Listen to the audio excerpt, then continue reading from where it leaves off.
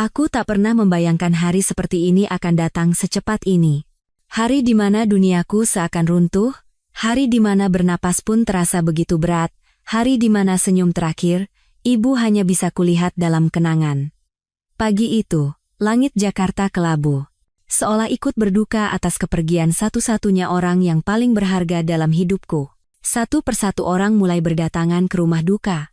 Kerabat, tetangga, hingga teman-teman masa muda ibu, semua datang dengan wajah muram untuk mengucapkan belasungkawa dan memanjatkan doa. Aku, Ayu Lestari, berdiri di samping peti jenazah dengan tangan gemetar.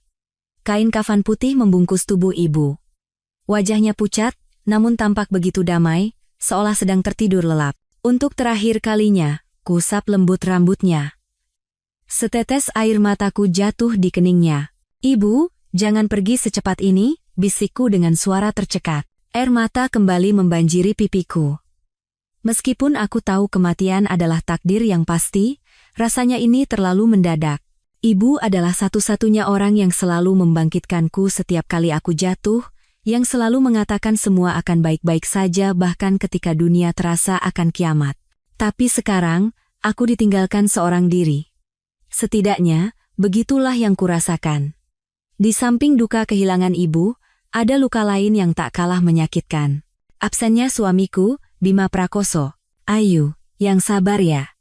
Kami semua ada di sini untukmu, kata tanteku sambil memelukku erat. Pelukan itu memberiku sedikit kehangatan, tetapi hatiku tetap terasa kosong. Aku mengangguk, namun pandanganku terus tertuju ke pintu masuk rumah duka. Entah kenapa, aku masih berharap Bima akan muncul. Sejak pagi aku terus meneleponnya, tetapi tidak diangkat. Pesan WhatsApp yang kukirim hanya menunjukkan centang 2 biru, tanpa balasan. Aku ingin percaya bahwa dia hanya terjebak macet atau ada urusan mendadak. Namun, semakin lama aku menunggu, semakin besar pula rasa kecewa yang menyesakkan dada. Saat itu, ponsel di dalam tasku bergetar. Dengan napas tertahan, aku segera mengeluarkannya. Sebuah pesan dari Bima. Jantungku berdebar kencang, berharap itu adalah kabar bahwa dia sedang dalam perjalanan. Namun, begitu aku membaca pesan itu, harapanku hancur berkeping-keping. Maaf. Sepertinya aku tidak bisa datang. Ada urusan penting. Hanya itu. Kalimat yang dingin, singkat, dan tanpa empati sedikit pun. Tidak ada ucapan turut berduka cita atau kalimat penghiburan seperti yang kuat ya, sayang. Itu adalah tanda bahwa dia sama sekali tidak peduli pada fakta bahwa aku sedang melalui kesedihan terbesar dalam hidupku. Tanganku gemetar hebat. Pesan itu terasa seperti pisau yang menusuk jantungku. Amarah memuncak, tetapi tak ada suara yang keluar dari mulutku. Air mata kembali mengalir tak terbendung. Tanteku yang memperhatikan raut wajahku bertanya pelan, "Kenapa, Ayu, Bima belum datang?" Aku menggeleng lemah sambil berusaha menahan isak tangis. Dia tidak bisa datang, Tante, katanya ada urusan penting. Wajah tanteku berubah muram. Dia menepuk-nepuk bahuku dengan lembut untuk menenangkanku, tapi aku bisa membaca sorot kekecewaan di matanya. Siapapun pasti tahu. Di hari seperti ini, seorang suami seharusnya berada di sisi istrinya. Prosesi pemakaman berjalan dengan hikmat. Doa-doa dipanjatkan, dan tanah perlahan menutupi peti jenazah ibu. Isak tangis terdengar dari berbagai sudut, termasuk tangisku yang pecah tak terkendali. Rasanya sebagian dari diriku ikut terkubur bersama ibu. Aku berdiri di tengah kerumunan keluarga, tetapi rasa sepi yang mendalam menyelimutiku. Di saat aku paling membutuhkan sandaran, Bima memilih untuk tidak berada di sisiku. Bukankah pernikahan berarti berbagi suka dan duka bersama? Bukankah dia pernah berjanji akan selalu mendampingiku dalam situasi apapun? Kini, janji itu terdengar begitu hampa. Menjelang senja, ketika semua orang mulai meninggalkan area pemakaman, aku pulang ke rumah dengan hati yang hancur. Putriku Kirana dan putraku Bagas berusaha menghiburku dengan cara mereka masing-masing. Kirana, yang baru berusia 18 tahun, menggenggam tanganku erat. "Mama, kita masih punya satu sama lain kan? Kirana akan selalu di samping Mama." Bagas, yang masih berusia 14 tahun, menatapku dengan mata berkaca-kaca. "Ma, jangan menangis terus, nanti Mama sakit." Aku memaksakan seulas senyum di depan anak-anakku, tetapi air mata ini tak mau berhenti. Mama tidak apa-apa, sayang. Mama harus kuat demi kalian. Namun jauh di lubuk hatiku, aku merasa sangat rapuh. Aku berharap Bima ada di sini, memelukku dan mengatakan bahwa semua akan baik-baik saja. Tetapi yang kudapatkan hanyalah sebuah pesan singkat tanpa emosi. Malam itu, saat berbaring di kamar tidur, rasa kehilangan semakin hebat menerpaku. Dengan sisa harapan, aku membuka ponsel lagi untuk memeriksa apakah ada pesan lain dari Bima, tetapi tidak ada apa-apa. Sebagai gantinya, sebuah notifikasi media sosial muncul. Dengan tubuh lelah, aku membuka aplikasi itu. Namun, apa yang kulihat di layar membuatku sesak napas. Dalam sebuah foto yang baru diunggah, Bima sedang tertawa cerah di depan Super Tree Grove yang megah di Gardens by the Bay, Singapura. Di sampingnya, berdiri seorang perempuan muda dan cantik yang mengenakan gaun merah menyala. Mereka berdua tampak begitu bahagia, seolah dunia ini milik mereka. Di bawah foto itu, tertulis sebuah keterangan singkat. Momen di mana mimpi menjadi nyata. Aku menatap layar ponsel dengan tangan gemetar. Jadi, inikah urusan penting yang membuatnya tidak bisa datang ke pemakaman ibuku? Liburan ke Singapura bersama perempuan lain? Dadaku terasa mau meledak, dan air mata kembali mengalir deras. Rasa duka kini bercampur dengan rasa pengkhianatan. Di saat aku bersimpu dan menangis di samping peti jenazah ibuku, suamiku sedang tertawa bahagia bersama perempuan simpanannya di negara lain. Malam itu, aku sadar, bukan hanya ibu yang telah hilang dari hidupku, kepercayaanku pada Bima pun ikut terkubur bersamanya. 23 tahun yang lalu, aku berdiri di pelaminan mengenakan gaun pengantin putih sederhana. Aku menggenggam tangan Bima, yang saat itu tampak begitu gagah dan dapat diandalkan. Semua orang mengatakan aku beruntung. Seorang pria yang tampan, cerdas, memiliki masa depan cerah, dan tutur kata manis yang mampu meluluhkan hati siapapun. Aku pun percaya begitu. Aku percaya pada tatapan matanya yang hangat. Aku percaya pada sumpahnya di hadapan penghulu, untuk bersama dalam suka dan duka, sehat dan sakit, hingga maut memisahkan kami. Selama bertahun-tahun, aku berusaha menjadi istri yang baik. Mengurus rumah, membesarkan Kirana dan Bagas, dan menyiapkan makan malam sambil menunggunya pulang, meskipun Bima seringkali pulang larut. Aku menutup mata pada banyak hal. Mungkin beginilah pernikahan, pikirku. Tidak ada yang sempurna. Yang penting adalah menjalani hari demi hari bersama. Namun, beberapa tahun terakhir, aku mulai melihat retakan dalam pernikahan kami. Awalnya samar, tapi perlahan-lahan melebar. Waktu Bima di rumah semakin sedikit. Dulu dia selalu berusaha makan malam bersama kami, tapi sekarang, dia hampir setiap hari pulang lewat tengah malam. Alasannya selalu sama. Ini karena pekerjaan, Ayu. Kamu tahu kan aku ini konsultan keuangan. Klien tidak kenal waktu. Kalau aku tidak profesional, mereka bisa lari ke orang lain, katanya suatu kali sambil merapikan dasinya. Aku berusaha mengerti. Aku tahu Bima adalah orang yang ambisius, dan aku tidak ingin menjadi istri yang menghambat kariernya. Tapi seiring waktu, alasan-alasan itu terasa seperti tembok yang dibangun di antara kami. Suatu ketika, aku memberanikan diri bertanya, "Mas, kenapa akhir-akhir ini hampir tidak pernah pulang tepat waktu?" Anak-anak juga ingin mengobrol dengan ayah. Bima menjawab ketus sambil menyalakan televisi. "Ayu, jangan berlebihan. Aku begini juga kan demi kita semua, butuh uang untuk mempertahankan rumah ini. Kamu pasti akan mengeluh kalau aku santai-santai saja." Aku terdiam. Kata-katanya terasa seperti tamparan. Aku hanya ingin menghabiskan lebih banyak waktu dengannya. Sejak hari itu, aku hampir tidak pernah lagi menyinggung soal jam pulangnya. Selain pulang larut, Bima juga menjadi semakin posesif dengan ponselnya. Dulu dia biasa meletakkannya di mana saja, tapi sekarang, bahkan ke kamar mandi pun ponsel itu selalu dibawanya.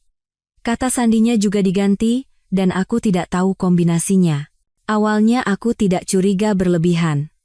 Aku berusaha berpikir positif. Pasti karena pekerjaan. Mungkin data klien penting atau rahasia perusahaan. Tapi hatiku tidak tenang. terutama saat dia tiba-tiba tersenyum sendiri melihat layar ponsel, lalu buru-buru menyembunyikannya saat aku mendekat. Suatu malam, aku terbangun untuk minum dan melihat cahaya ponselnya menyala. Bima sedang mengetik pesan panjang dengan wajah serius, sesekali tersenyum. Ketika sadar aku melihatnya, dia cepat-cepat mematikan layar. Pekerjaan, katanya singkat. Aku berusaha mempercayainya, tapi bayangan kecurigaan terus menghantuiku. Sementara itu, aku mulai merasa peranku di rumah semakin terabaikan. Kirana dan Bagas beranjak dewasa. Mereka lebih banyak menghabiskan waktu di sekolah dan tempat les. Bima sibuk dengan pekerjaannya. Aku sering makan sendirian. Duduk di meja makan yang kosong, menatap piring-piring di depanku. Tiba-tiba aku bertanya pada diri sendiri. Apakah aku masih berarti bagi Bima, atau aku hanya seorang ibu rumah tangga yang tak terlihat? Sebuah kenangan pahit terlintas. Kejadian setahun yang lalu. Saat itu aku mengusulkan untuk liburan keluarga sederhana ke puncak. Aku sudah menyusun rencana sempurna, memesan sebuah villa kecil, dan anak-anak sangat antusias. Tapi Bima menolaknya mentah-mentah. Aku tidak bisa, Ayu. Minggu depan ada presentasi penting. Klien besar. Kalian saja yang pergi dengan anak-anak.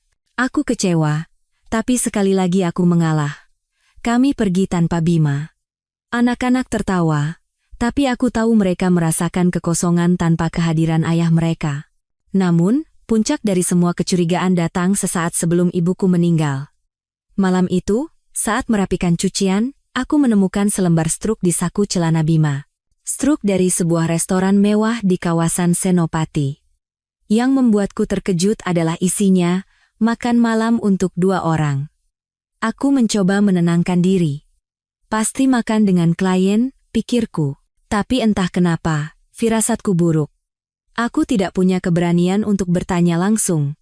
Aku takut jawabannya akan lebih menyakitkan.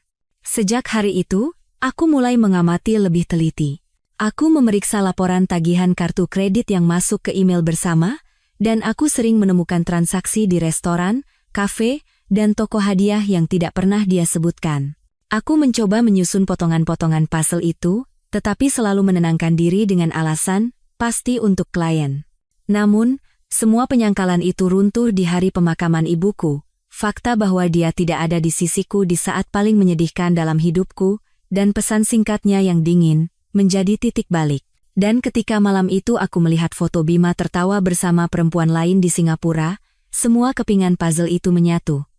Ini bukan lagi dugaan, bukan lagi sekadar firasat, dia berselingkuh. Malam itu, aku duduk di tepi ranjang, menatap foto ibuku yang tersenyum lembut di atas nakas. Seolah aku sedang berbicara padanya. Ibu, ternyata selama ini Ayu dibohongi, selama ini Ayu berusaha percaya dan mengerti, tapi ternyata dia tidak peduli sama sekali. Bahkan di hari kepergian ibu, dia bersama perempuan lain. Air mataku tak berhenti mengalir, tapi di balik kesedihan dan sakit hati, sebuah perasaan lain muncul. Amarah. Amarah pada Bima yang telah mengkhianati janji pernikahan. Amarah pada diriku sendiri yang terlalu lama menutup mata. Dan amarah pada kenyataan bahwa pernikahanku telah dipenuhi kebohongan begitu lama. Aku tahu, sejak malam itu, hidupku tidak akan pernah sama lagi. Keesokan paginya, aku duduk sendirian di ruang makan. Secangkir kopi yang sudah dingin teronggok di atas meja, pandanganku kosong menatap taman. Bayangan foto Bima bersama perempuan itu di Singapura terus berputar di kepalaku, menghantamku berulang kali. Rasanya hidupku hancur lebur, tapi di sisi lain, sebuah suara kecil berbisik di dalam diriku. Ayu, jangan hanya menangis. Kamu harus mencari kebenaran. Jangan biarkan dia bersembunyi di balik alasan-alasannya. Aku sadar, untuk menghadapi Bima, aku butuh bukti. Bukan sekadar dugaan atau perasaan sakit hati, tapi bukti yang nyata. Langkah pertamaku adalah memeriksa laporan tagihan kartu kredit. Selama ini, Bima menggunakan kartu utama atas namanya, tapi aku selalu menerima salinan laporan bulanan di email bersama kami. Dia mungkin lupa bahwa aku masih punya akses ke email itu. Dengan tangan gemetar, aku membuka laptop dan mencari folder tertentu. Ada puluhan file PDF berisi laporan tagihan bank selama beberapa tahun terakhir. Aku memeriksanya satu persatu. Semakin banyak yang kulihat, semakin jelas polanya. Bima bilang ada perjalanan bisnis ke Surabaya, tapi transaksinya dilakukan di sebuah hotel mewah di Jakarta. Makan malam untuk 2 orang di sebuah restoran Prancis ternama yang menghabiskan lebih dari 5 juta rupiah sekali makan. Jumlah yang signifikan dibelanjakan di butik mewah dan toko perhiasan di Plaza Indonesia. Semua ini terjadi tanpa sepengetahuanku. Aku tidak pernah menerima hadiah semahal itu. Bahkan cincin kawinku sudah usang dan kusam, tapi tak pernah sekalipun dia menawariku untuk menggantinya. Dadaku terasa sesak. Aku merasa seperti orang bodoh yang baru menyadari sandiwara besar yang dimainkan suamiku. Aku tidak berhenti di situ. Aku mulai menggeledah dompet dan jas kerjanya. Aku tahu ini terdengar nekat, tapi aku butuh kepastian. Dan pencarianku tidak sia-sia. Di saku dalam jasnya, aku menemukan struk dari sebuah butik perempuan. Tanggalnya baru 2 minggu yang lalu. Barang yang dibeli, gaun merah, ukuran S. Ukuranku bukan S. Aku meremas kertas itu dengan kuat. Rasanya aku ingin menelepon Bima saat itu juga dan memakinya, tapi aku menahan diri. Aku harus lebih pintar dari ini. Aku harus mengumpulkan semuanya agar dia tidak bisa mengelak saat waktunya tiba. Selama beberapa hari berikutnya, aku mulai mengamati kebiasaannya dengan lebih cermat. Bima berkata akan ada perjalanan bisnis ke Surabaya selama 3 hari. Aku tidak lagi mempercayainya begitu saja. Dengan sedikit keberanian, aku mencoba melacak jejak digitalnya. Aku membuka akun media sosialnya yang jarang digunakan. Benar saja, Bima hampir tidak pernah mengunggah apapun, tetapi perempuan yang bersamanya ternyata cukup aktif. Nama perempuan itu Riana. Aku tidak mengenalnya, tapi dari foto-fotonya, semuanya menjadi jelas. Dia jauh lebih muda dariku, mungkin awal 30-an. Wajahnya cantik, gayanya glamor. Dan salah satu foto terbarunya menunjukkan dia sedang berpose di balkon sebuah hotel mewah dengan pemandangan kota Surabaya. Di kolom komentar, ada satu kalimat singkat dari akun Bima, "Malam yang sempurna." Tanganku gemetar saat membacanya. Jadi, Bima bukan hanya berselingkuh diam-diam. Dia menjalani kehidupan ganda bersamanya. Aku mulai mencatat semuanya di sebuah buku kecil. Tanggal transaksi kartu kredit, struk restoran, foto-foto media sosial, catatan perjalanan bisnis Bima yang tidak sesuai kenyataan. Beberapa halaman di buku itu menjadi saksi bisu tentang bagaimana pernikahanku telah dikhianati. Semakin banyak catatanku, semakin aku sadar betapa dalam kebohongan yang telah kutelan selama ini. Suatu malam, terdengar suara notifikasi dari ponsel Bima yang tergeletak di meja dapur. Dia sedang mandi, dan tanpa ragu, aku mengambil ponsel itu. Biasanya terkunci, tapi kali ini sepertinya dia lupa mengaktifkan kunci layar. Tanganku gemetar hebat saat membukanya. Di bagian atas daftar pesan WhatsApp, ada percakapan dengan nama yang disimpan sebagai Riana. Aku tahu siapa itu. Kubuka percakapan itu, dan hatiku terasa hancur. "Mas, makasih banyak ya udah ajak aku ke Singapura. Itu liburan terbaik dalam hidupku. Akhir pekan ini kangen banget, pengen ketemu lagi." Balasan dari Bima. "Aku juga senang banget bisa sama kamu. Rasanya sampai malas pulang. Nanti aku kabari ya kalau bisa kabur sebentar dari rumah." Kakiku lemas. Ponsel itu nyaris jatuh dari tanganku. Ini bukan lagi sekadar dugaan atau bukti transaksi. Ini adalah pengakuan telak dari Bima sendiri. Sebelum dia keluar dari kamar mandi, aku buru-buru memotret layar itu dengan ponselku dan mengembalikan ponselnya ke tempat semula. Malam itu, aku tidak bisa tidur. Aku menatap langit-langit kamar dengan mata bengkak, tapi hatiku dipenuhi tekad baru. Selama ini, aku berusaha menutup mata dan meyakinkan diri bahwa semua ini hanya salah paham. Tapi sekarang, aku melihat kebenaran dengan jelas. Bima telah mengkhianatiku, bukan sekali atau 2 kali, tapi berulang kali. Aku teringat pesan ibu semasa hidupnya. "Ayu, jangan pernah biarkan orang lain meremehkanmu. Kamu itu anak yang berharga." Kata-kata itu terngiang di kepalaku. Aku tahu aku tidak boleh diam lagi. Aku tidak bisa terus menjadi istri yang hanya menunggu, menelan rasa sakit, dan berpura-pura semuanya baik-baik saja. Aku harus melakukan sesuatu. Dan langkah pertamaku adalah mengumpulkan semua bukti hingga Bima tidak punya celah lagi untuk menyangkal. Hari-hari setelah menemukan pesan mesra Bima dengan perempuan itu terasa seperti hidup dalam mimpi buruk. Setiap kali melihat wajahnya, perutku mual. Tanganku selalu gemetar, dan suaraku nyaris tak keluar. Tapi aku tahu, aku tidak bisa selamanya hanya mengamati dari jauh. Suatu saat, aku harus bicara. Menatap lurus ke matanya dan menanyakan semua yang selama ini dia sembunyikan. Malam itu, Bima pulang lebih awal dari biasanya. Jam menunjukkan pukul 9, waktu yang terbilang sore dibandingkan kebiasaannya yang sering pulang lewat tengah malam. Aku melihat mobilnya masuk ke garasi, dan jantungku mulai berdebar kencang. Aku menyiapkan teh hangat di meja makan. Kirana dan Bagas sudah masuk ke kamar masing-masing untuk belajar. Aku memutuskan, inilah saatnya. Ketika Bima masuk ke rumah, dia bersiul dengan santai. "Loh, kok sepi? Anak-anak kemana?" tanyanya sambil melepas jas. "Lagi belajar di kamar," jawabku singkat. Dia mengangguk, lalu duduk di kursi makan dan meminum teh yang kusiapkan. "Wah, enak. Pas lagi haus." Aku memperhatikannya. Senyumnya begitu tenang, seolah dia bukan orang yang baru saja berlibur mesra dengan perempuan lain. Aku menarik napas dalam-dalam. "Mas, bisa kita bicara sebentar?" Dia menoleh, sedikit terkejut dengan nada bicaraku yang serius. "Bicara apa?" Aku menatap lurus ke matanya. "Tentang kita, tentang pernikahan kita." Bima mengerutkan kening. "Kenapa? Ada apa lagi?" Nada bicaranya membuatku ingin menangis, tapi aku menahannya. "Mas, akhir-akhir ini aku merasa kamu jauh sekali. Sering pulang telat, sibuk. Bahkan waktu ibu meninggal pun kamu tidak datang. Itu membuatku merasa sangat kesepian." Bima menghela napas panjang, lalu meletakkan cangkir tehnya dengan sedikit keras. "Ayu, kamu ini kenapa sih? Aku kerja siang malam demi kamu dan anak-anak, malah dituduh tidak peduli. Kamu pikir cari uang di zaman sekarang gampang?" Aku menggigit bibir. "Aku mengerti soal pekerjaan, Mas. Tapi waktu itu, ibuku meninggal. Aku hanya ingin kamu ada di sisiku. Itu bukan masalah uang, tapi masalah hati." Wajah Bima mengeras. "Kan sudah kubilang ada urusan penting. Kamu tidak bisa mengerti sedikit pun, ya?"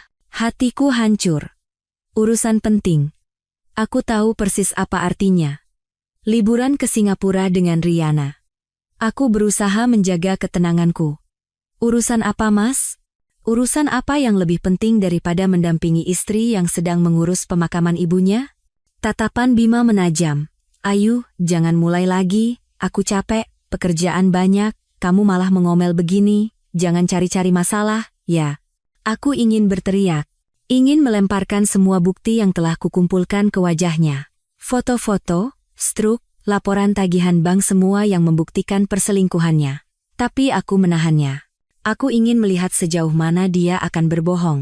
Aku menunduk dan berkata dengan suara lirih, "Aku hanya ingin kita jujur satu sama lain, Mas. Kalau ada yang kamu sembunyikan, lebih baik katakan sekarang." Bima terdiam sejenak, lalu tertawa singkat. "Kamu curiga aku selingkuh, begitu?" Kayu diam. Pertanyaan itu tepat menusuk jantungku. Dia bersandar di kursinya. Wajahnya penuh cemoohan.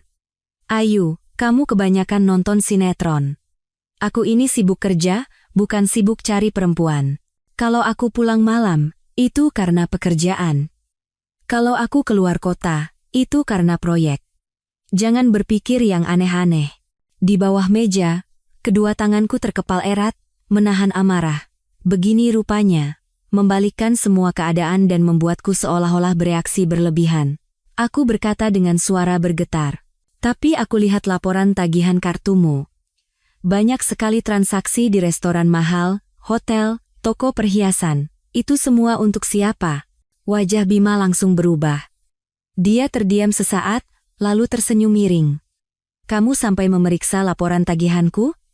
Ya ampun, Ayu, hebat sekali kamu." Dia menghela napas panjang. "Itu semua untuk klien, sayang. Kamu pikir gampang mendapatkan kepercayaan mereka? Harus dijamu. Itu bagian dari pekerjaanku. Aku menatapnya tak percaya. Kata-katanya terdengar begitu meyakinkan. Tapi aku tahu kebenarannya. Aku punya bukti, bahkan isi percakapan mesranya dengan Riana, namun aku tetap diam. Aku ingin melihat kebohongan apa lagi yang akan dia rangkai. Ayu, katanya lagi dengan nada lebih lembut. Jangan menciptakan masalah yang tidak ada. Aku lelah. Aku bekerja untukmu dan anak-anak. Kalau kamu terus curiga begini, aku bisa gila. Aku hanya mengangguk pelan. Di dalam hati, aku menjerit. Aku tahu dia sedang mencoba memanipulasiku dan membuatku merasa bersalah. Malam itu, aku membiarkannya, berpura-pura percaya. Aku tidak lagi mendesaknya dengan pertanyaan. Kubiarkan dia merasa aman, tapi di dalam diriku, amarah semakin berkobar. Aku tahu, konfrontasi pertama ini tidak menghasilkan jawaban jujur. Tapi setidaknya, aku melihat dengan jelas. Bima tidak akan pernah mengaku. Dia akan terus berbohong, menyalahkanku, dan menutupi semuanya dengan dalih pekerjaan. Dan itu artinya, aku harus bergerak lebih hati-hati. Jika aku ingin keluar dari pernikahan yang penuh kebohongan ini, aku harus menyiapkan strategi yang lebih matang.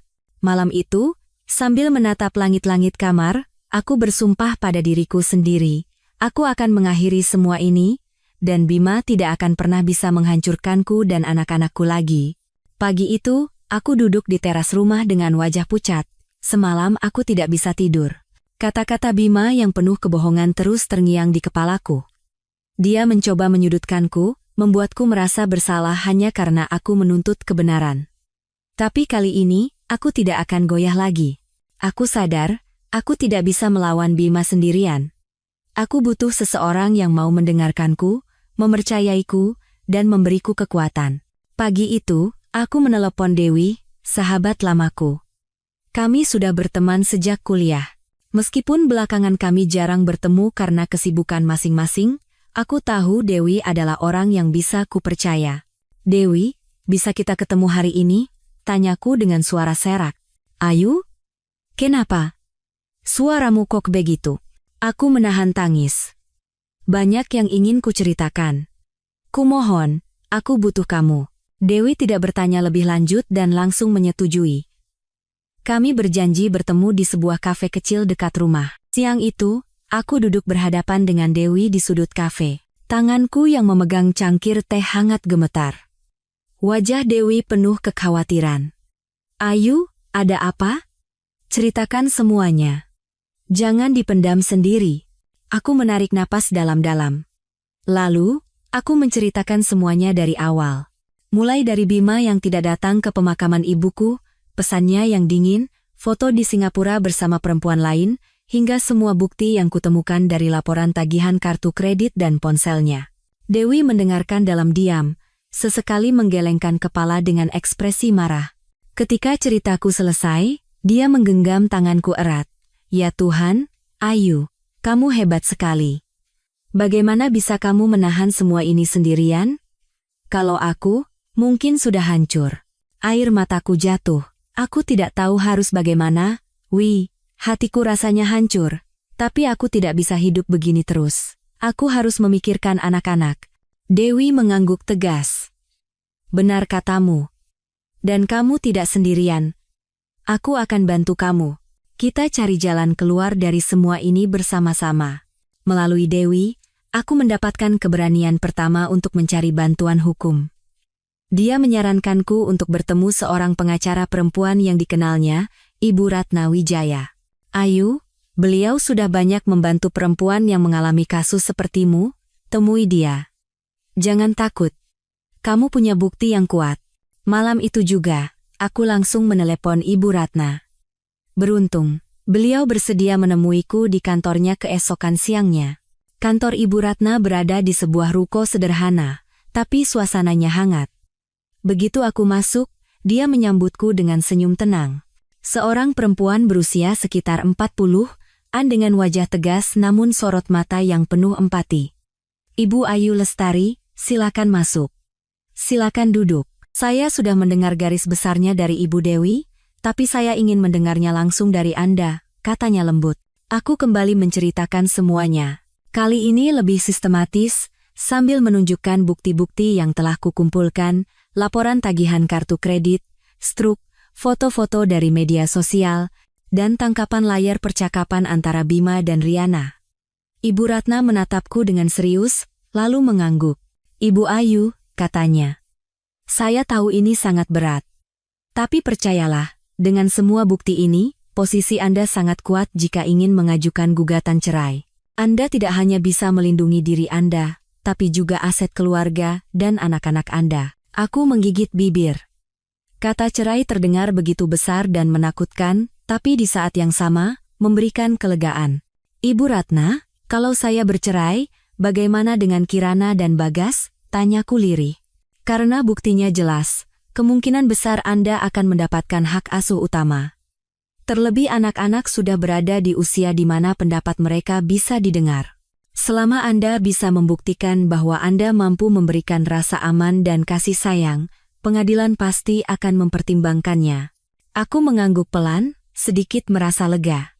Ibu Ratna menambahkan, satu hal penting, jangan terburu-buru mengkonfrontasi suami Anda lagi, jangan tunjukkan bahwa Anda sudah tahu segalanya.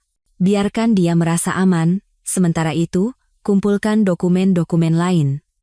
Misalnya, surat rumah, rekening bersama, dan aset lainnya. Kita harus mengamankan semuanya agar dia tidak bisa memindahkannya sembarangan. Aku menatapnya dengan rasa terima kasih.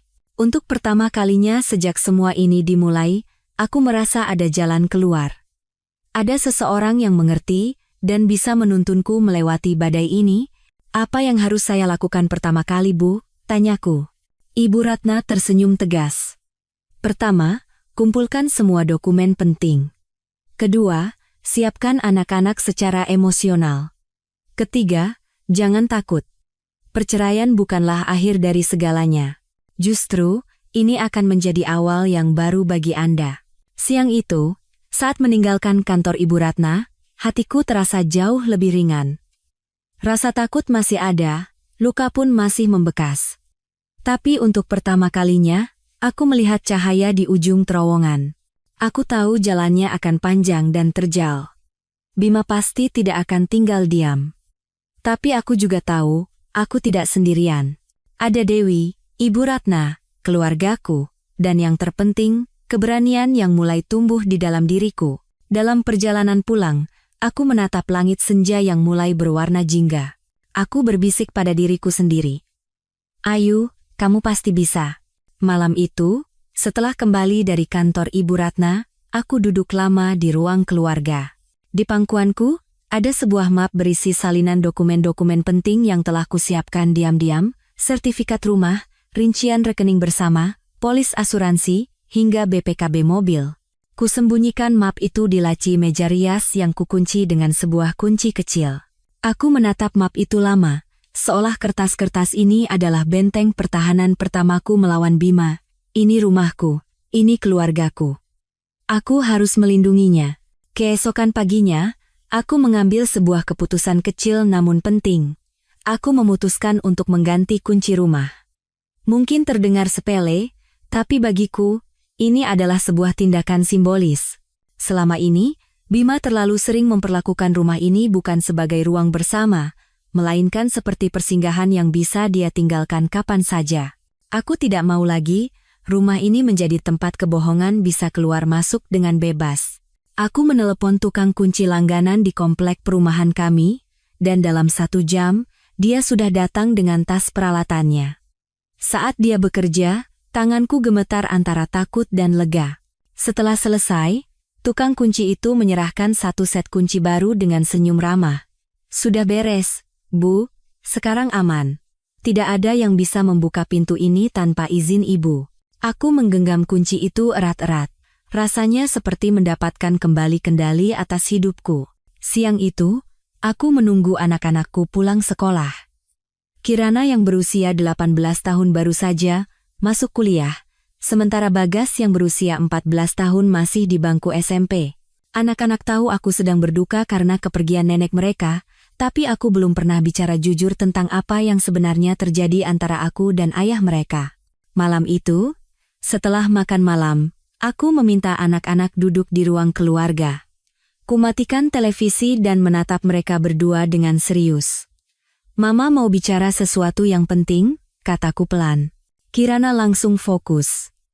Wajahnya penuh kekhawatiran. Bagas tampak canggung, tapi dia duduk tegak. Aku menarik napas dalam-dalam. Mama dan ayah sepertinya akan berpisah. Ruang keluarga seketika hening. Kirana menutup mulutnya dengan tangan. Matanya membelalak. Bagas menunduk. Wajahnya mengeras. Kenapa, Ma? Suara Kirana bergetar. Aku menahan tangis. Ayah sudah terlalu banyak menyakiti Mama. Ada hal-hal yang tidak bisa Mama ceritakan secara rinci sekarang. Tapi percayalah, Mama tidak mengambil keputusan ini dengan mudah. Ini adalah keputusan agar kita bisa hidup lebih tenang. Kirana meraih tanganku. Ma, aku sudah curiga dari dulu. Ayah sering tidak pulang, dan alasannya itu-itu saja. Aku bukan anak kecil lagi. Kalau ini jalan yang terbaik, aku dukung Mama. Aku terkejut.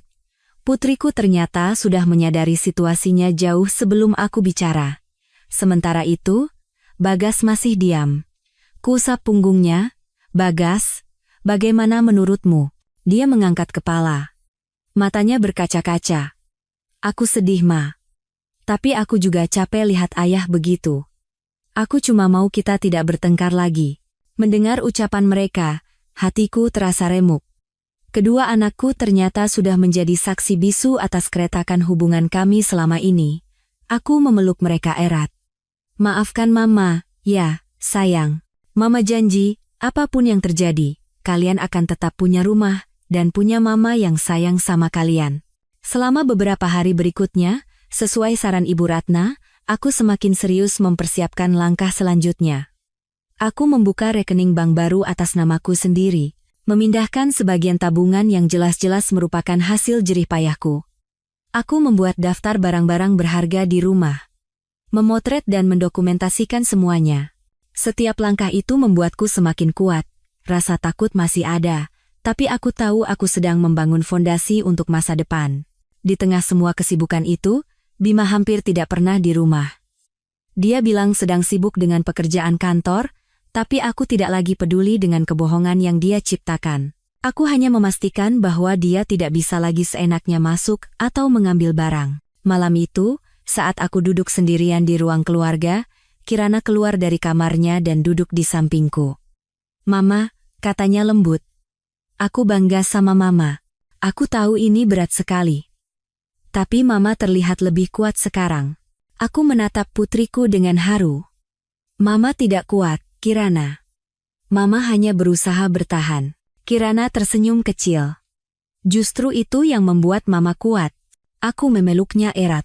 Dalam pelukan itu, aku sadar. Apapun yang terjadi, aku tidak benar-benar sendirian. Aku punya anak-anak yang mengerti dan mau berjalan bersamaku. Kunci rumah di sakuku berkilau terkena cahaya lampu. Aku menatapnya sekali lagi sebelum tidur. Hari itu, aku bukan hanya mengganti kunci rumah. Aku juga mengganti kunci hatiku. Tidak ada lagi ruang untuk kebohongan Bima. Di sana, hanya ada ruang untuk kebenaran, keberanian, dan cinta yang tulus. Dan untuk pertama kalinya setelah sekian lama, aku bisa tidur tanpa rasa takut. Sore itu, saat aku baru saja selesai menyiapkan makan malam, terdengar suara mobil berhenti di depan rumah. Dari balik jendela, kulihat mobil Bima, jantungku berdebar. Selama seminggu terakhir dia nyaris tidak pulang, dan aku tahu cepat atau lambat dia akan menyadari ada yang berubah. Aku menunggu. Tak lama kemudian, terdengar suara kunci diputar di lubang pintu depan. Sekali, dua kali, lalu. Klik, klik, klik. Gagal. Apa-apaan ini? Suara Bima dari luar terdengar penuh amarah. Aku menarik napas dalam-dalam, menguatkan hati. Kubuka pintu dan berdiri tegak di ambangnya. Ada apa? Tanyaku datar. Bima melotot. Kenapa kunci ini tidak bisa? Kunci rumah sudah kuganti, jawabku tenang. Wajahnya memerah. Ayu, lancang sekali kamu. Berani-beraninya kamu ganti kunci tanpa izinku?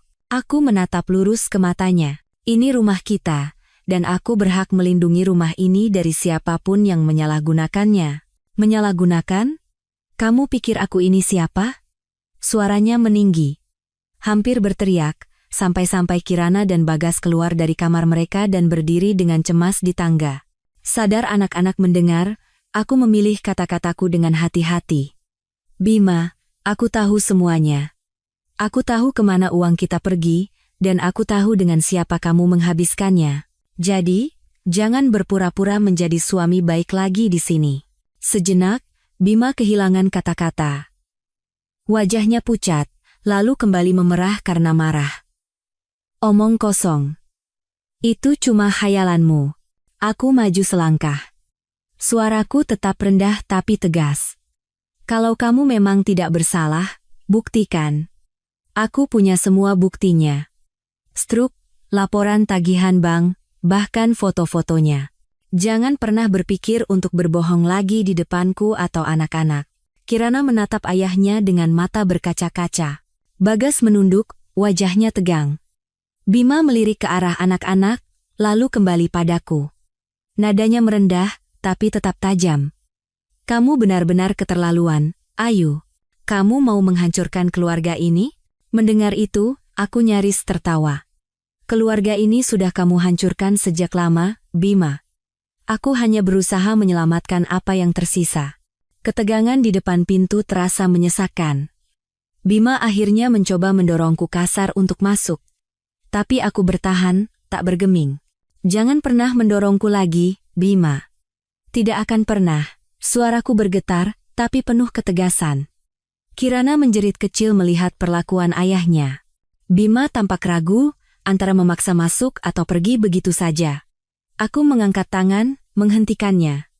Kalau mau masuk, kita bicara baik-baik.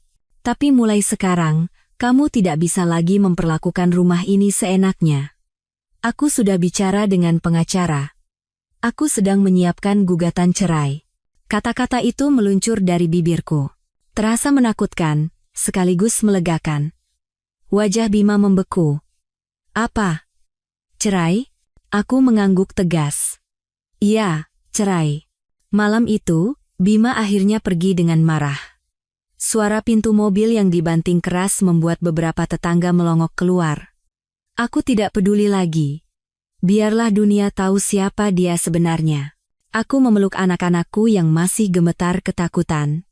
Maafkan Mama, ya. Tapi ini harus Mama lakukan. Kirana menangis di pelukanku. Aku dukung Mama. Aku tidak mau lihat Mama disakiti terus. Bagas, meski wajahnya masih terluka, mengangguk pelan. Keesokan harinya, Bima mencoba menghubungiku lewat telepon, pesan singkat, bahkan email. Semua pesannya bernada marah. Kamu tidak bisa seenaknya mengganti kunci rumah. Rumah ini milikku juga. Kamu yang menghancurkan keluarga ini, Ayu. Kamu pikir anak-anak akan memilihmu? Jangan mimpi. Aku membaca semuanya, dan memutuskan untuk tidak membalas satupun. Ibu Ratna sudah memperingatkanku. Setiap komunikasi dengannya sebaiknya direkam atau disimpan sebagai bukti. Aku mengambil tangkapan layar semua pesan itu, dan menyimpannya di folder khusus di laptopku. Semua kata-kata kasarnya justru akan menjadi senjataku di pengadilan nanti. Beberapa hari kemudian, Bima datang lagi. Kali ini lebih sopan, mengetuk pintu. Wajahnya masih tegang, tapi dia berkata, aku hanya ingin bertemu anak-anak. Aku berpikir sejenak. Baik. Tapi aku akan ada di sini. Kamu tidak bisa bertemu anak-anak tanpa kehadiranku lagi. Suasana di ruang keluarga terasa canggung. Bima mencoba menarik perhatian Bagas dengan bertanya soal sekolah, tapi putraku hanya menjawab singkat. Kirana bahkan tidak menyapanya sama sekali. Aku bisa melihat betapa lebarnya jarak di antara mereka. Dan aku tahu, itu bukan salahku. Itu adalah hasil dari pilihannya sendiri yang lebih mementingkan perempuan lain daripada keluarganya. Setelah Bima pergi, malam itu aku duduk sendirian di kamar. Untuk pertama kalinya, aku merasakan sesuatu yang mirip dengan kemenangan. Bukan karena berhasil membuat Bima marah, tapi karena aku bisa berdiri tegak di hadapannya tanpa gemetar lagi. Aku tahu perjalananku masih panjang. Sidang perceraian, perebutan hak asuh, luka yang harus disembuhkan. Tapi hari itu, aku telah mengambil langkah besar. Aku telah menutup pintu untuknya, dan pintu itu tidak akan pernah terbuka lagi. Senin pagi itu, aku berdiri di depan gedung pengadilan dengan tangan sedikit gemetar. Langit mendung sehabis hujan semalam, udaranya terasa lembab. Di sampingku, Ibu Ratna menatapku dengan senyum yakin.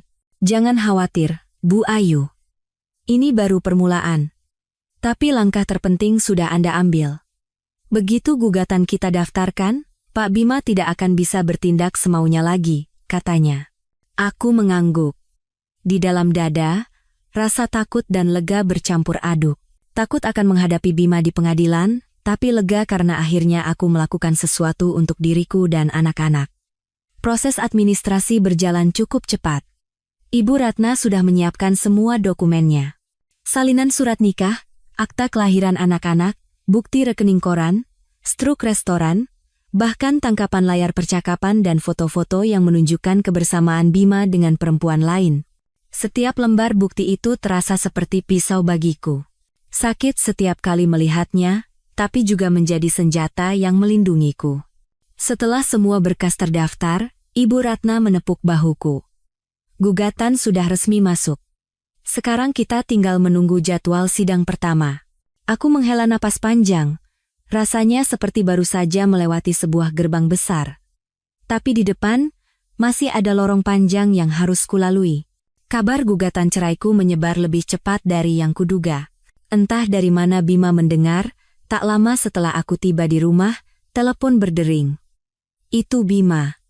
Apa maksudmu dengan gugatan cerai? Suaranya bergetar antara marah dan panik. Aku menempelkan ponsel ke telinga dengan tenang. Aku hanya melakukan apa yang seharusnya sudah kulakukan sejak lama. Kamu mau mempermalukanku? Kamu pikir bisa merebut anak-anak dariku semudah itu? Aku memejamkan mata sejenak, berusaha menjaga suaraku tetap dingin. Aku tidak mempermalukan siapapun. Kamu yang mempermalukan dirimu sendiri dengan perbuatanmu. Dan soal anak-anak, biar hukum yang memutuskan. Dia menutup telepon dengan kasar. Beberapa hari kemudian, Bima mulai bergerak. Dia mendatangi rumah orang tuaku, mencoba mencari simpati. Menurut adikku, Bima duduk di ruang tamu dengan wajah penuh penyesalan. Saya salah, Pak. Saya masih cinta sama Ayu.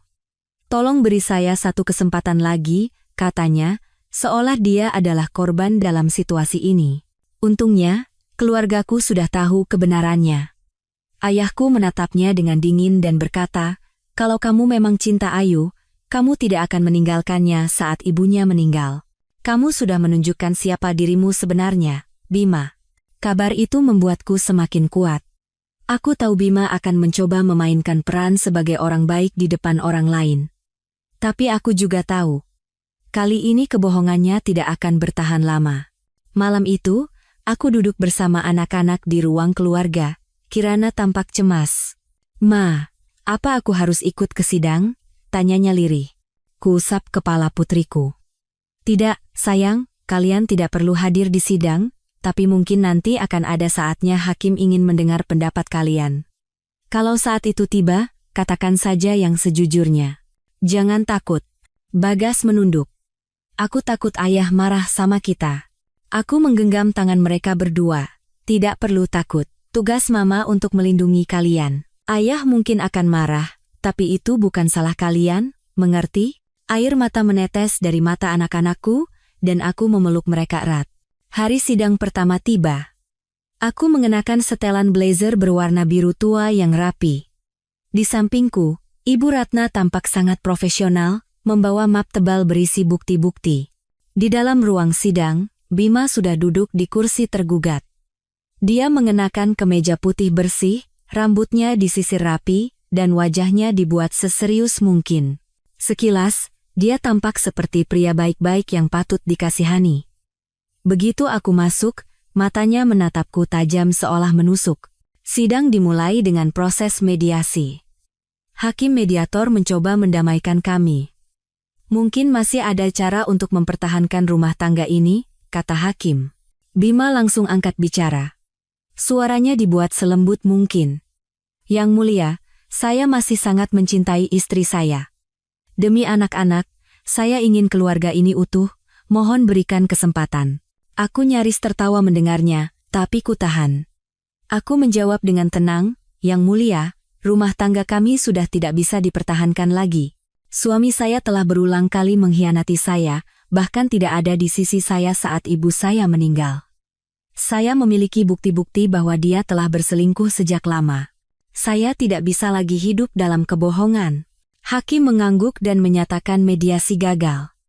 Perkara dilanjutkan ke tahap pembuktian. Di luar ruang sidang, Bima menghampiriku dengan wajah marah. Hebat sekali kamu, Ayu. Kamu membuatku terlihat jahat di depan hakim.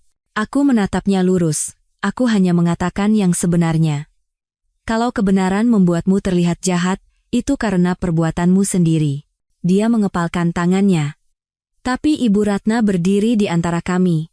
Pak Bima, sebaiknya jaga sikap Anda. Setiap tindakan Anda bisa menjadi catatan di persidangan. Bima akhirnya pergi dengan langkah kasar. Aku berdiri tegak di sana. Napasku terengah, tapi mataku menatap lurus ke depan. Untuk pertama kalinya, aku merasa aku bukan lagi korban.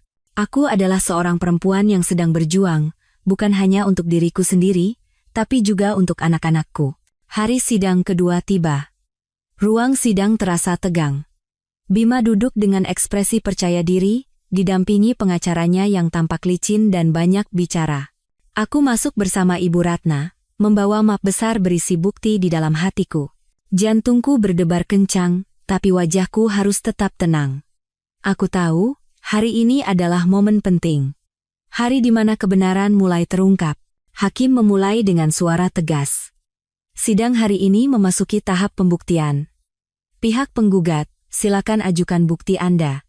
Ibu Ratna berdiri dan membuka mapnya. Dia menyerahkan beberapa dokumen ke majelis hakim. Yang mulia, kami mengajukan bukti berupa laporan tagihan kartu kredit atas nama tergugat. Di sini tertera transaksi berulang di restoran dan hotel yang tidak ada kaitannya dengan kebutuhan rumah tangga. Jumlahnya pun signifikan, dan bahkan terjadi saat penggugat sedang berduka karena pemakaman ibunya. Ketua majelis hakim mengerutkan kening saat memeriksa dokumen itu. Bima tampak gelisah, tapi berusaha tersenyum tipis. Ibu Ratna melanjutkan. Selain itu, kami juga memiliki bukti struk restoran atas nama tergugat dan foto-foto yang menunjukkan kebersamaan tergugat dengan seorang wanita yang bukan istrinya. Bukti ini kami peroleh secara sah, foto-foto itu ditampilkan di layar proyektor kecil di ruang sidang. Bima sedang makan malam mesra dengan perempuan bergaun merah, bergandengan tangan di mal, bahkan berlibur di sebuah taman hiburan. Foto yang sama dengan yang pertama kali kulihat. Ruang sidang menjadi hening. Aku bisa mendengar bisik-bisik lirih dari para hadirin. Bima tampak pucat, tapi masih berusaha menjaga ketenangannya. Tiba giliran Bima dan pengacaranya memberi tanggapan. Yang mulia, kata pengacaranya dengan nada angkuh. Foto-foto ini tidak bisa menjadi bukti kuat. Bisa saja itu hanya rekan bisnis atau teman lama. Mengenai transaksi kartu kredit, klien saya sering menjamu kolega untuk urusan pekerjaan. Aku nyaris mendengus. Untungnya, Ibu Ratna lebih cepat menanggapi. Yang mulia, jika itu memang urusan pekerjaan, mengapa dilakukan saat penggugat sedang dirundung duka kehilangan ibunya, dan mengapa harus bergandengan tangan dan menginap bersama di hotel dengan rekan bisnis? Hakim menatap Bima dengan tajam. Bima terdiam dan membuang muka. Sidang semakin memanas saat Ibu Ratna menghadirkan saksi. Salah satunya adalah sahabatku Dewi, yang kebetulan pernah melihat Bima bersama perempuan itu di sebuah mal. Dia bersaksi dengan jelas, saya melihat dengan mata kepala sendiri Pak Bima sedang berduaan dengan perempuan itu. Mereka terlihat sangat mesra, bergandengan tangan, dan tidak tampak seperti hubungan kerja. Pengacara Bima mencoba menggoyahkannya. Apakah Anda yakin itu Pak Bima? Bisa saja orang yang mirip. Dewi menatapnya tajam. Saya sudah mengenal Pak Bima lebih dari 20 tahun. Saya yakin itu dia. Saksi lain adalah seorang pegawai bank yang menjelaskan alur transaksi keuangan Bima yang mencurigakan.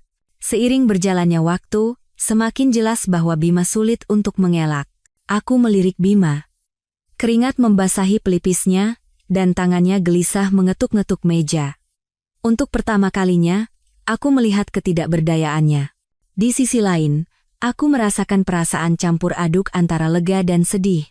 Lega karena kebenaran akhirnya terungkap, dan sedih karena pria yang pernah kucintai, ayah dari anak-anakku, kini duduk di kursi pesakitan dengan wajah penuh kebohongan. Setelah sidang selesai, di luar ruang sidang, Bima menghampiriku dengan wajah marah. Hebat sekali kamu, Ayu. Kamu benar-benar menghancurkanku di depan umum. Aku menatapnya dingin. Bukan aku yang menghancurkanmu.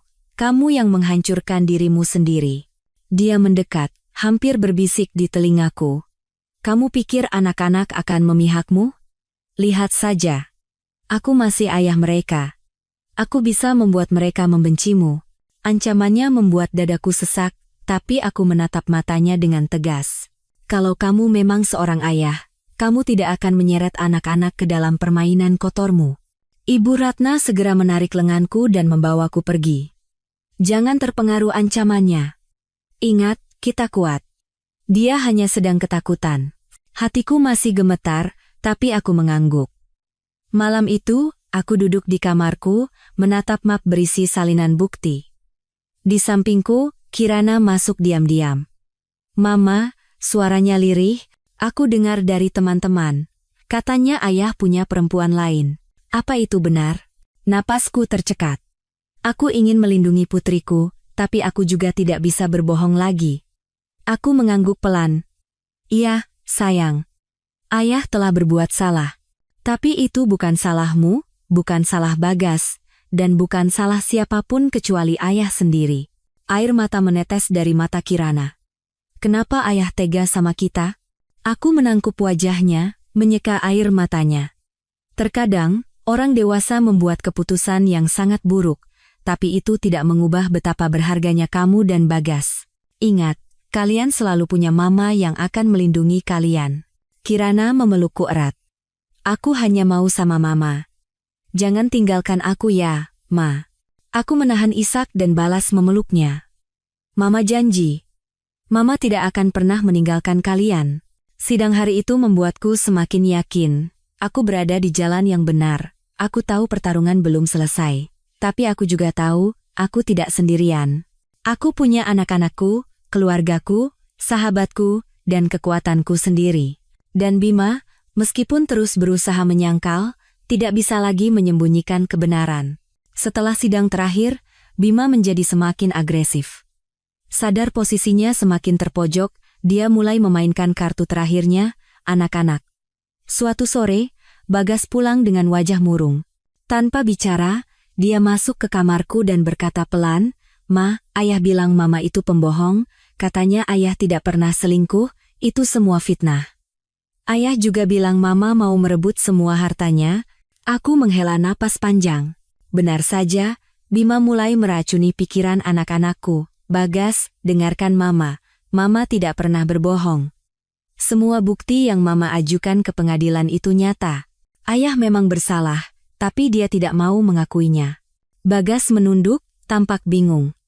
Tapi ayah bilang, kalau kita ikut ayah, kita bisa tinggal di rumah baru yang lebih bagus dan lebih besar. Bima mengiming-imingi putraku dengan janji kosong. Aku memegang bahu Bagas. Nak, rumah itu bukan soal besar atau kecil. Rumah itu adalah hati. Tempat di mana ada orang yang benar-benar ada untukmu. Mama janji. Meskipun sederhana, rumah kita akan selalu penuh cinta. Mama tidak akan pernah meninggalkan kalian. Bagas mulai menangis. Aku bingung, Ma. Aku sayang mama, tapi aku juga tidak mau benci sama ayah. Aku ikut menangis. Kamu tidak perlu membenci ayah. Kamu tetap bisa menyayanginya sebagai ayahmu. Tapi kamu harus tahu, siapa yang benar-benar menjaga dan melindungi kamu. Pelukan itu terasa panjang dan penuh luka, tapi sekaligus penuh tekad. Aku tahu Bima bisa mencoba merusak pikiranku, tapi dia tidak akan pernah bisa menghancurkan cinta antara aku dan anak-anakku. Bukan hanya anak-anak, Bima juga menyebarkan fitnah tentangku ke kerabat kami. Suatu hari, adikku datang ke rumah dengan wajah cemas. "Mbak, aku dengar dari Mas Bima, katanya Mbak boros sekali, bahkan menghabiskan uang usaha, makanya dia terpaksa berutang di mana-mana. Apa itu benar?" Aku menatap adikku dengan kaget. "Ya Tuhan, tidak. Buktinya jelas sekali. Bima yang menghamburkan uang untuk perempuan itu. Aku selama ini berhemat demi biaya sekolah anak-anak." Adikku menghela napas. "Aku percaya sama Mbak, cuma kan Mas Bima bicaranya meyakinkan sekali. Hati-hati Mbak. Dia bisa memengaruhi orang lain untuk memihaknya." Aku menggenggam tangan adikku. "Terima kasih sudah percaya. Tolong, teruslah menjadi saksi kebenaran ini." Malam itu, aku sadar Bima tidak hanya ingin menang di pengadilan, tapi juga ingin menginjak-injak harga diriku di depan semua orang. Tapi ada satu hal yang Bima lupa. Aku sudah terlalu sering dihancurkan oleh sikapnya. Sekarang, aku tidak takut lagi. Beberapa hari berikutnya adalah masa terberat bagi anak-anakku. Kirana, yang sebelumnya tampak tegar, mulai menunjukkan perubahan. Dia sering diam, sulit tidur, bahkan nafsu makannya menurun. Suatu malam, aku mendengar isak tangis dari kamarnya. Aku masuk dan duduk di tepi ranjangnya. "Kirana, kenapa nak?" Dia menatapku dengan mata bengkak. "Aku malu, Ma. Teman-teman di kampus tahu soal ayah selingkuh, mereka membicarakanku di belakang. Aku tidak suka perasaan ini." Hatiku terasa hancur. Kuusap lembut kepalanya. "Kamu tidak perlu malu, sayang. Kesalahan ayah bukan tanggung jawabmu. Kamu tetap anak yang baik, pintar, dan berharga. Jangan biarkan kesalahan orang lain membuatmu kecil." Kirana memelukku erat. "Aku takut, Ma. Nanti kalau ayah pergi, hidup kita jadi bagaimana?" Aku menahan air mata dan berusaha tegar. "Kita akan baik-baik saja. Mama janji. Tanpa ayah pun, kita akan membangun hidup yang baru." Di sisi lain, Bagas mulai memberontak. Dia mengurung diri di kamar, terkadang membanting pintu. Bahkan suatu kali dia berteriak padaku, "Mama ini kenapa sih? Kenapa tidak maafkan ayah saja? Kenapa harus ribut di pengadilan?" Aku capek melihat semua ini. Aku terdiam, lalu menghampirinya. "Nak, Mama juga capek. Tapi kalau Mama diam saja, ayah bisa menghancurkan segalanya. Mama berjuang bukan hanya untuk diri Mama sendiri, Mama berjuang untukmu dan Kirana. Agar kalian punya masa depan yang aman." Bagas menunduk. Wajahnya penuh konflik. "Aku tidak tahu harus memilih siapa, Ma. Aku sayang kalian berdua." Kuusap kepalanya. "Kamu tidak perlu memilih. Kamu tetap boleh sayang ayah. Tapi kamu harus tahu, siapa yang benar-benar melindungimu." Melihat luka anak-anakku, aku semakin yakin. Aku tidak boleh kalah. Aku harus menyelesaikan ini, bukan hanya untuk diriku, tapi juga untuk mereka.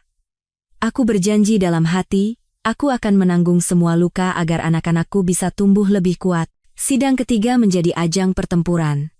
Kali ini, Bima benar-benar menunjukkan taringnya. Pengacaranya menghadirkan saksi palsu.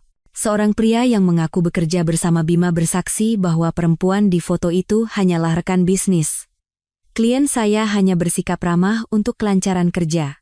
Tidak ada perasaan pribadi," katanya. Aku nyaris tertawa getir. Untungnya, Ibu Ratna cepat membalas. "Yang mulia, saksi ini tidak relevan. Bukti foto menunjukkan kontak fisik yang jelas dan tidak pantas untuk urusan kerja. Selain itu, bukti transaksi hotel adalah fakta yang tidak bisa dibantah." Hakim mengangguk dan mencatat. Selanjutnya, Bima sendiri bersaksi dengan suara dramatis. Dia berkata, "Yang mulia, saya juga manusia biasa. Kalaupun saya berbuat salah, itu karena tekanan. Istri saya terlalu dingin dan terlalu sibuk dengan urusan keluarganya sendiri. Saya merasa terabaikan di rumah. Saya hanya mencari pelipur lara." Napasku tercekat mendengarnya. Bima mencoba memutarbalikkan fakta.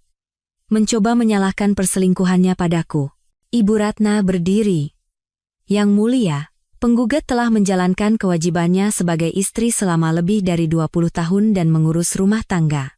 Jika tergugat merasa tertekan, Apakah solusinya adalah perselingkuhan dan meninggalkan keluarga di saat penggugat sedang berduka? Tindakan tergugat adalah pengkhianatan yang nyata, bukan sekadar khilafan kecil. Hakim mengetuk palu kecil. Cukup. Bukti dan argumen kedua belah pihak sudah cukup jelas. Sidang putusan akan digelar pada jadwal berikutnya. Di luar sidang, Bima menatapku tajam.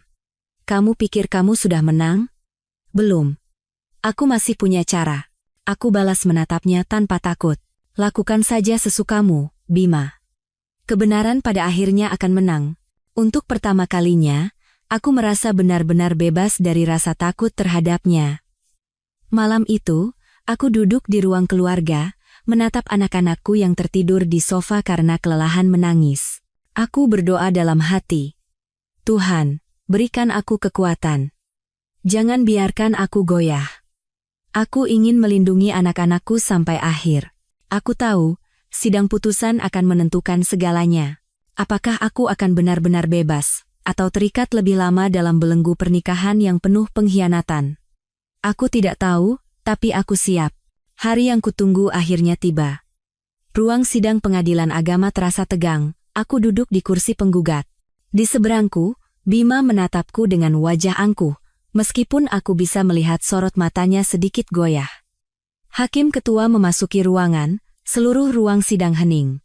Setelah mempertimbangkan bukti-bukti yang diajukan, maka majelis hakim memutuskan, mengabulkan gugatan cerai yang diajukan oleh penggugat, Ayu Lestari, terhadap tergugat, Bima Prakoso. Jantungku berdebar kencang. Itu saja sudah cukup bagiku, tapi hakim belum selesai. Selanjutnya, hak asuh anak jatuh kepada pihak penggugat. Tergugat diwajibkan memberikan nafkah anak sesuai kemampuannya. Harta bersama akan dibagi secara adil. Namun, dengan mempertimbangkan bukti perselingkuhan dan demi lingkungan pengasuhan anak yang stabil, maka hak milik rumah dan tabungan keluarga diputuskan jatuh kepada pihak penggugat. Palu diketuk, sidang selesai. Aku menutup wajah dengan kedua tangan. Air mata mengalir deras, tapi bukan lagi air mata duka. Ini air mata kelegaan. Ibu Ratna menepuk bahuku. Kita berhasil, Bu Ayu. Anda bebas sekarang. Aku menoleh ke arah Bima. Wajahnya merah padam, rahangnya mengeras. Dia berdiri dan berbisik tajam ke arahku, kamu akan menyesal. Aku menatapnya lurus. Tidak, Bima. Justru sekarang, aku akhirnya bisa bernapas. Untuk pertama kalinya dalam bertahun-tahun, aku merasa rantai yang membelengguku telah putus. Malam itu, aku berkumpul bersama anak-anakku. Bagas dan Kirana duduk di sampingku, masih tampak syok. Jadi, kita tidak akan tinggal sama ayah lagi? Tanya Kirana dengan suara kecil. Aku menahan isak dan mengangguk. Iya, nak. Tapi ayah tetap ayah kalian. Kalian bisa bertemu kapanpun kalian mau. Yang berbeda hanya, sekarang kita akan tinggal bertiga saja. Bagas menghela napas panjang. Syukurlah, Ma. Sedih sih, tapi aku lebih tenang kalau sama Mama. Aku memeluk mereka berdua. Kita akan memulai hidup baru. Kita akan baik-baik saja. Dan aku percaya, itu bukan sekadar janji. Beberapa minggu setelah putusan, aku mulai menata ulang rumah. Aku mengganti kunci pintu depan, bukan hanya demi keamanan, tapi sebagai simbol awal kehidupan baru. Aku mendekorasi ulang ruang keluarga bersama anak-anak. Kami mengecat dinding dengan warna biru muda, memasang foto-foto keluarga kecil kami, dan menyingkirkan semua barang milik Bima. Akhirnya, rumah ini terasa seperti rumah kita, kata Bagas sambil tersenyum tipis. Aku tersenyum. Iya, nak. Mulai sekarang, rumah ini hanya akan diisi kenangan indah. Aku kembali menekuni pekerjaanku. Dengan bantuan Ibu Ratna, aku mendapatkan pekerjaan sebagai konsultan keuangan di sebuah perusahaan baru. Pengalaman pahitku soal pengkhianatan dan masalah finansial justru membuatku lebih matang. Aku juga mulai aktif di sebuah komunitas perempuan. Aku berbagi ceritaku, membantu mereka yang mengalami pernikahan penuh kebohongan. Jangan takut mengumpulkan bukti. Jangan ragu melawan jika kalian diperlakukan tidak adil, kataku di sebuah pertemuan. Banyak perempuan menghampiri dan memelukku, beberapa menangis. Saat itu, Aku sadar penderitaanku bisa menjadi cahaya bagi orang lain. Namun, kebahagiaan terbesarku datang dari anak-anakku. Kirana kembali ceria, bahkan mengikuti lomba pidato di kampusnya dengan tema kekuatan perempuan. Saat berpidato, dia menatapku, dan aku tahu kata-katanya terinspirasi dariku. Bagas juga mulai rajin membantu pekerjaan rumah dan menjadi lebih dewasa. Suatu malam, putraku berkata, "Ma, aku yang akan jaga Mama dan Mbak Kirana. Kita tidak butuh ayah untuk bahagia." Air mataku jatuh. "Terima kasih, Nak. Kamu sudah menjadi laki-laki sejati." Aku merasa luka kami perlahan berubah menjadi kekuatan. Waktu berlalu. 1 tahun setelah perceraian, hidupku jauh lebih tenang. Suatu hari, aku bertemu dengan seorang pria bernama Arya Santoso, teman lama adikku yang juga pernah mengalami perceraian. Kami bertemu kembali di sebuah acara keluarga. Dia sopan, penuh perhatian, dan yang terpenting, tulus. Arya tidak pernah mencoba mendominasi atau meremehkanku. Dia selalu mendengarkan, menghargai pendapatku, dan bahkan peduli pada anak-anakku. Suatu sore, dia datang membawakan buku untuk Kirana dan bola basket untuk Bagas. "Om tahu Om bukan ayah kalian," katanya pada mereka. "Tapi kalau kalian butuh teman, Om akan selalu ada." Aku melihat mata anak-anakku berbinar. Mereka menerimanya dengan hangat. Hubungan kami berkembang perlahan dan hati-hati.